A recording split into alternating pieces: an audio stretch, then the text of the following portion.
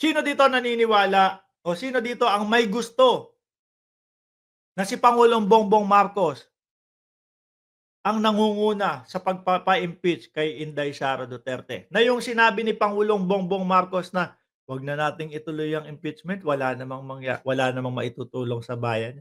Labas sa ilong o joke only lang yon para dun sa mga ano, mga DDS. 'Di ho ba majority ng mamamayang Pilipino ang gusto, "Pangulong Bongbong, palagan mo na 'yang mga 'yan. Hmm, masyado ka ng mabait, Pangulong Bongbong Marcos." 'Di ho ba sabi ni Allen Arellano, tulad ng sobre sa DepEd. So ngayon po, masisisi ba natin si Sandro Marcos at yung pangalan niya pa ang unang-unang lumagda,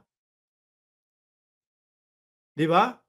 Sabi ni, B, 2, well, to send a message, it was a good move na ang anak ang nanguna ng pagpirma sa impeachment. Meaning, "Wag mong kantiin ang pamilya ko." Sabi ni Frozen Soul, "Mga DDS, di nyo alam ang art of war ni PBBM." Eh, kasi nga daw yung tatay nila, eh, ano, chess master o grandmaster, 'di ba? O eto po ang pahayag ni Congressman Sandro Marcos. Na sa Ayan ha, ayan lilitan natin, nagpirmahan na. well, katulad po sa sinabi ng ating Pangulo ay nung nagpirmahan na sa impeachment complaint ay tinanong ko siya kung ano bang advice niya. And tama naman yung sinabi niya. He said, do your duty as a congressman and uphold your oath to the Constitution that you swore to protect. And it is my constitutional duty to go through the impeachment process as an elected representative. Now, as to why I was the first one to sign, alangan naman kung sasabihin ng tao na gusto nilang huhukayin yung lolo mo at itapon yung katawan sa West Philippine Sea. Sasabihin niya gusto niyang patayin ang Pangulo at ang First Lady ng aking magulang. At Simple, straightforward, walang arte-arte, walang sugarcoating, mga kababayan. 'Di mo ba? Ikaw, ano ang mararamdaman mo nun kapagka gano'n? Tapos may power ka na pumirma na para ma-impeach yung tao na yun. 'Di ho ba? Eh, pirmahan ko 'yan para ipakita ko na hindi ko una, para ipakita bilang isang pamilya, miyembro ng pamilya, para ipakita ko na hindi ko nagustuhan yung sinasabi mong gusto mong ipahukay yung lolo ko. Para ipakita ko na hindi ako papayag na ipapatay mo yung mga magulang ko. O 'di ho ba? Oh.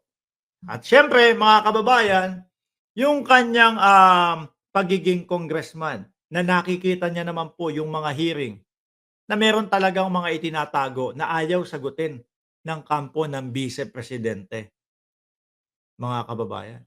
Knock ng tokwa, eh, di yun na impeachment na nga ho, 'di ho ba? Impeachment na, nai-send na nila.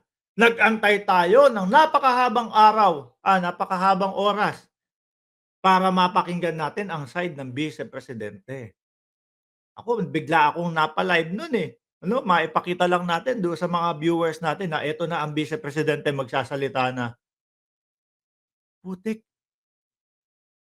parang ano, parang magtotropa na may fishball dun sa kanto. May tindang fishball, merong, kikiam, tsaka squid ball. Wag ka ng mag-alala dun sa iinumin kasi may tinda ding gulaman doon sa kanto. Magkwentuhan tayo dun habang nagfi-fishball. Which is ganun lang po ang nakita natin, mga kababayan, sa ating Vice Presidente. Ano po, ang nakikita ko, eh, hindi nila sinoseryoso yun ang gusto nilang ipamukha na hindi sila kabado doon sa mga gano'n. Aba, lawyer, ano 'to? Rosalie Sawyer, Sawyer, akala ko lawyer yung nag-email sa'kin. Naku, bayaran na naman 'to, bayaran. Okey, mamaya na 'yan.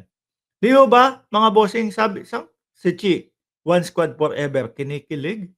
What can you expect from mentally disorder BP? Sabi ni Ma'am Ces Trinidad. Sabi ni pambansang nanay, very serene and educated ang mga Marcoses maliban kay Amy Duterte. Ay, Amy Marcos. Minsan ho kasi, pagpasensyahan nyo na, minsan ang akala ko Duterte na ang apelido nun eh.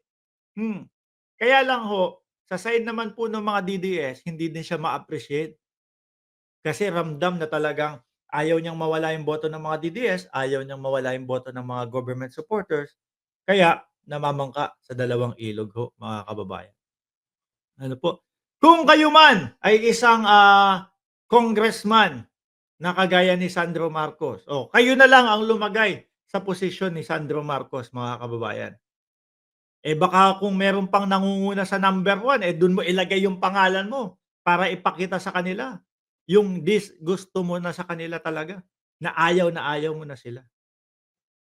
'Di ba? Anak yan, apo yan, oh, 'di ba? At congressman ng mamamayang Pilipino.